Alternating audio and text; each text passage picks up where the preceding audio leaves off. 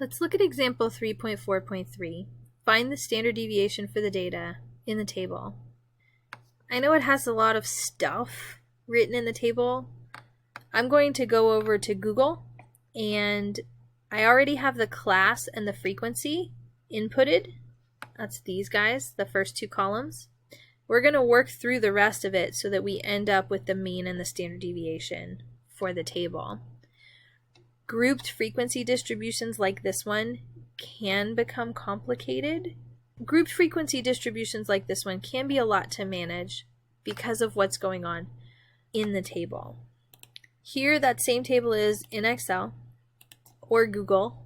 I'm going to use Google, but everything that I'm doing in Google will work also in Excel. Whenever we're working with grouped frequency distributions, though, because we cannot recover the actual data, we have to estimate the data. And we estimate the data by finding the midpoints of the class, the midpoints of each class. This actually isn't too bad for this particular class to find the midpoint. Between 0 and 2 is 1. Between 3 and 5 is 4. But let's suppose we can't find it. How would we find the midpoint of these numbers? Well, we would take the upper and the lower numbers, 6 and 8, and add them together. I need to put them in parentheses. And divide by 2. So we're calculating the average of our class limits. The average of our class limits is also the midpoint.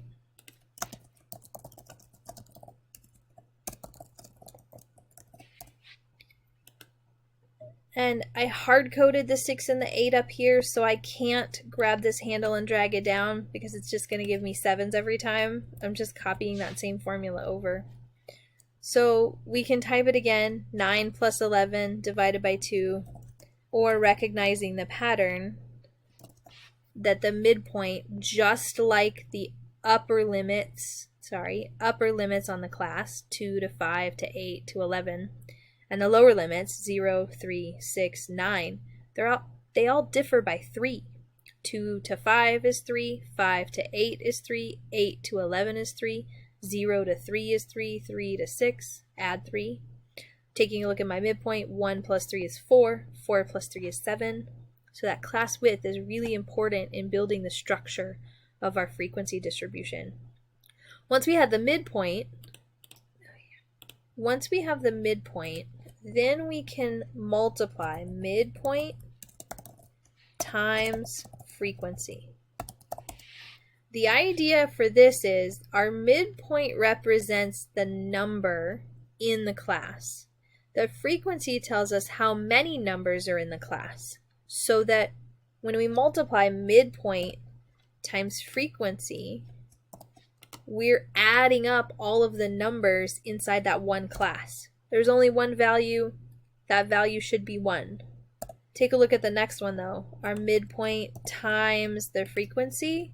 There are 6 values in the second class.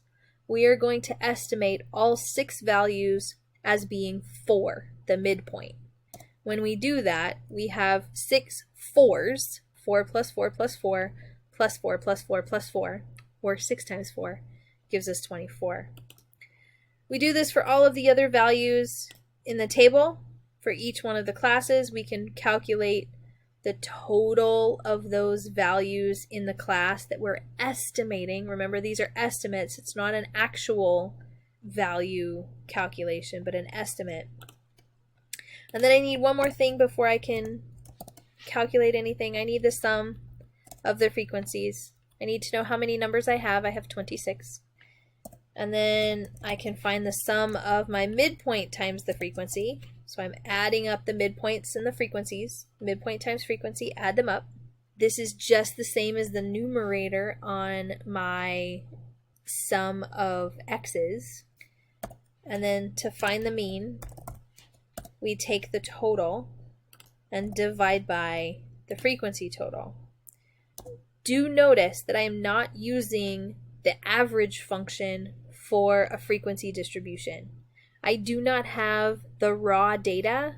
Because I do not have the raw data, I cannot use the average function or the standard deviation function for this situation. I have to do things a little bit more drawn out. Switching back really fast to check my standard deviation formula, I need to calculate frequency times midpoint minus the mean squared divided by n minus 1. So coming back over here, this 26 is my n. That tells me how many numbers I have. I need to calculate m minus the mean, the midpoint minus the mean, and I need to square it. So we can put this n squared. And I can either do this in one column or two. I'm going to do it in one. I'm going to multiply it by the frequency. And I'm just going to type it out. But I need to get rid of this equal sign because I'm labeling. I'm not trying to input a formula yet. So here we go. This is what we're going to do. Parentheses, midpoint. I'm going to click on my midpoint. Minus the mean. Notice I'm not rounding my mean. I need to square that. And I need to multiply by the frequency. I have to go all the way back over here to my column B for the frequency. Don't multiply midpoint times frequency, you'll get the wrong value. But go all the way back to frequency and hit enter. And that gets me that calculation for the first class. Midpoint minus mean squared times the frequency. I'm going to do one quick change. Let's call that a midpoint times the mean so we know what that M stands for. Now, if I try to grab the handle and drag it down, it may look like it's okay right now, but it's actually not. Notice I've got a really big decimal number here. I should have decimal numbers in here. That's weird that they're whole numbers. Well, it's not that weird if you know what's going on in the formula. Up here, the mean, it's only sitting in D10, right? So you see that calculation right here, D10. But if I move down to the next value, look what's sitting there. D11. It's taking 0 and putting it in that formula because I have nothing there. Okay, well, how do we fix it? Go back up here to the 43.2 stuff. Come over here in the formula where it says D10, and we're going to lock that cell down. Put dollar signs around the letter. $D, $10. This tells Excel, when I drag my cell down to copy the formula, do not move that cell. You can move all the other ones, just don't move that one. And so I grab it now and pull it down. That's what I was expecting. Lots of decimal numbers. And let's see if this 0 makes sense. So frequency 0. Yes, I have nothing there. So I shouldn't have anything over here. Okay, that makes sense. We can add these up. I'm going to go up one more. This column, because I'm adding all of those values up.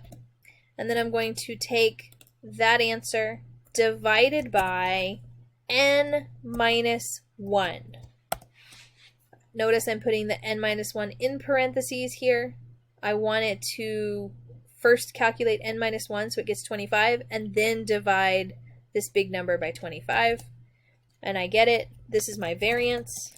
How do I know it's my variance? I have not taken a square root yet. Standard deviation. I'm going to take the variance there, and I'm going to put a formula in front of it, SQRT, parentheses, and it gives me my standard deviation, 3.5. And that's how we would walk through a grouped frequency distribution, like what's given to you in 3.43. And sure enough, you can see that my values are matching theirs. The mean, 7.58. I've got 7.6, but they're rounding up to 7.8.